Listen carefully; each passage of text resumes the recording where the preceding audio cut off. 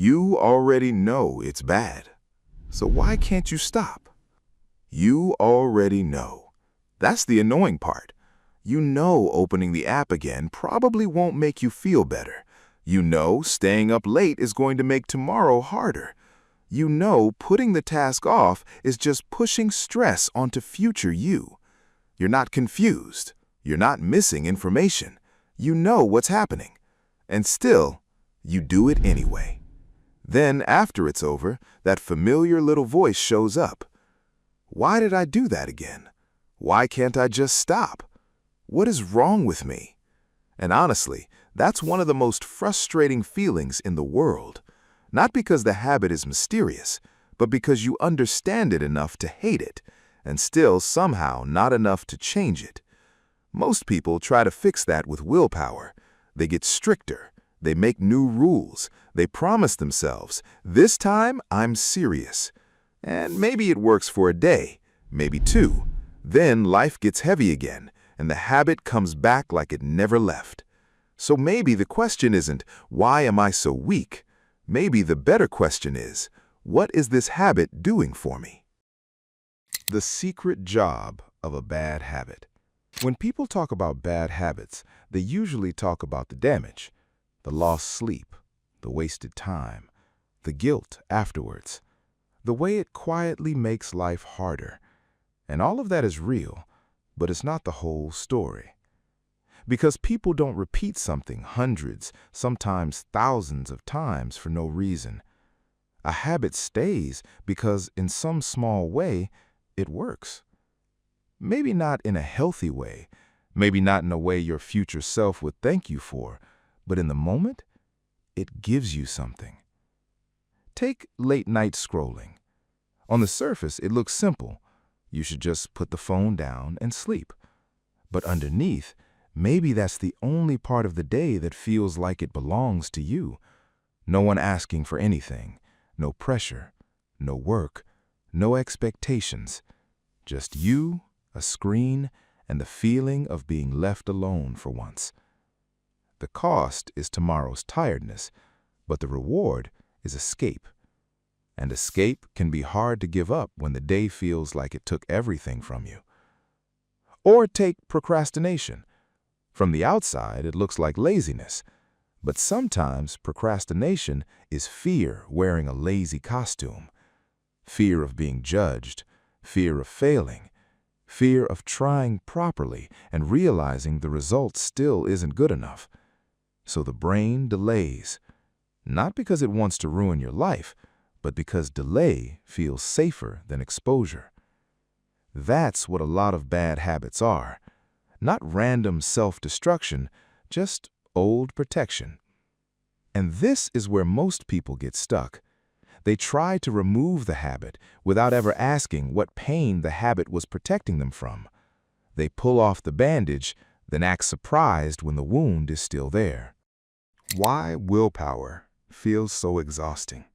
Willpower sounds powerful, but most of the time, willpower is just you fighting yourself.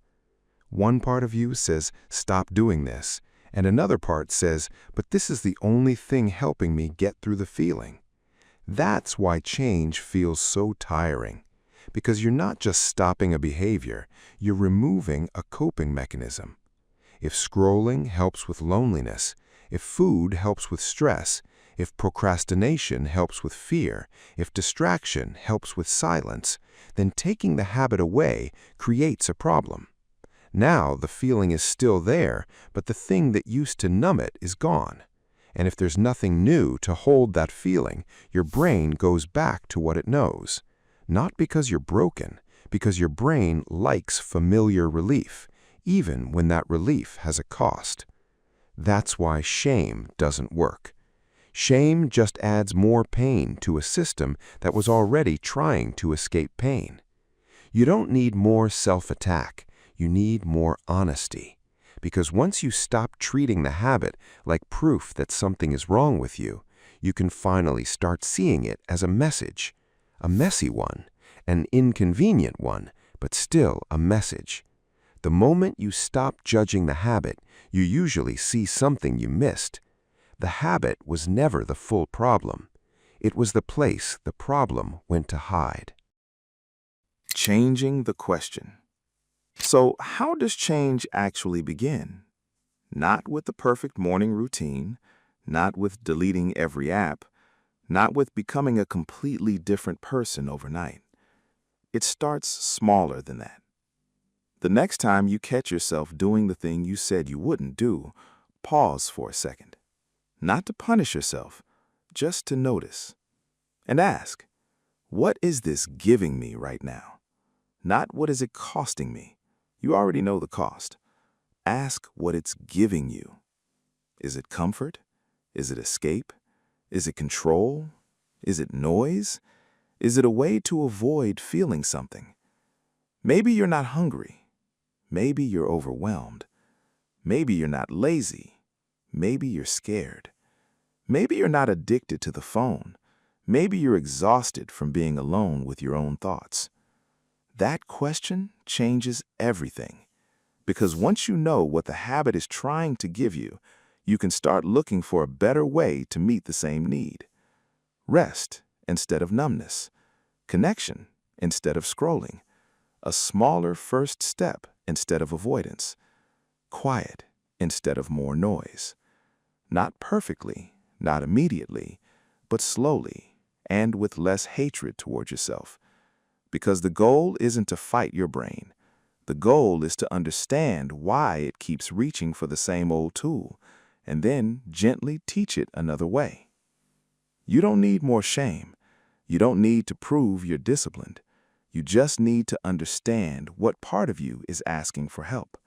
And sometimes, that understanding is where the habit finally starts to loosen. If this idea shifted something for you, I made a small free guide on protecting your focus and mental space in a noisy world. The link is below.